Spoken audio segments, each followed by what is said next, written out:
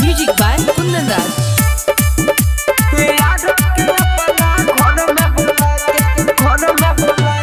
15 टुकड़ा कोई के तू तो निकाल देलू परान हो।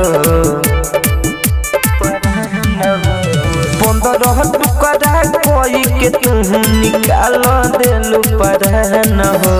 याद के अपना घर में बोला के, याद के अपना घर में बोला के बदला के लेलू जान हो। याद के अपना घर में बोला के बदला के लेलू जान हो। याद के अपना घर में बोला के, याद के अपना घर में बोला के बदला के लेलू जान हो। रख देलू तू तन आदि के नाम कोई के बदनाम हो। छल के मार दिहलू ठीक न कइलू काम हो। रख देलू तू तन आदि के नाम कोई के बदनाम हो। छल के मार दिहलू ठीक न कइलू काम हो।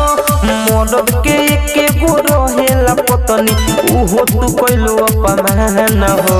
याद के अपना घर में बोला के, याद के अपना घर में बोला के बदला के लेलू जान हो। याद के अपना घर में बोला के बदला के लेलू जान हो। याद के अपना घर में बोला के, याद के अपना घर में बोला के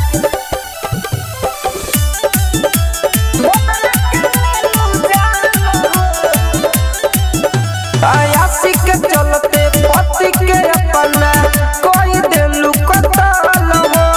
नादी पहाली भरोसा न करी रही सब अतल हो।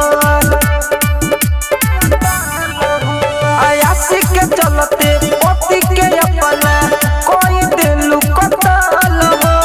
नादी पहाली भरोसा न करी रही सब अतल हो। छोटू बिहारी के सुनी के बतिया लागेला बढ़िया न हो।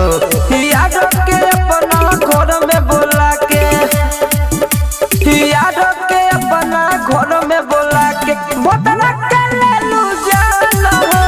याद के अपना घर में बोला के बदला के लेलू जान हो। याद के अपना घर में बोला के। रौनक रिकॉर्डिंग स्टूडियो मेजरगंज सीतामढ़ी।